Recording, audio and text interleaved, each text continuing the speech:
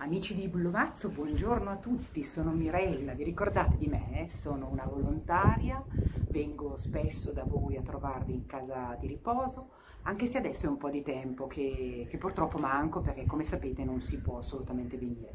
Faccio parte dell'associazione che leggete qua, Un sorriso in più Family, e volevo oggi sapere se volevate venire con me a fare una gita virtuale, ovviamente, a Bellagio a visitare una villa storica, la Villa Melzi, che è una villa in stile neoclassico, 1700-1800, che è nota come patrimonio al mondo per un giardino botanico meraviglioso, così mi dicono. Volevo proprio andare con voi a fare una passeggiata lungo i viali di questa villa, vedere il panorama sul lago, a vedere i suoi chioschi, i suoi laghetti, i suoi fiori.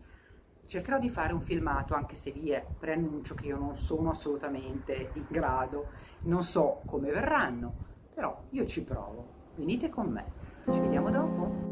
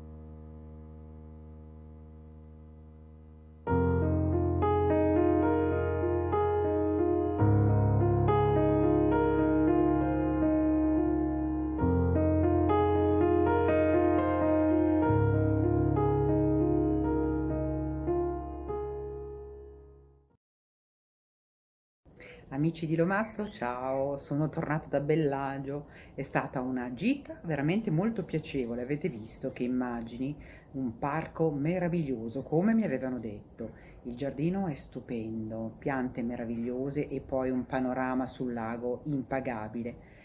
Adesso vi mando un saluto e un abbraccio, un bacio da lontano. È tutto da Mirella, Associazione Un Sorriso in Più Family. Ciao!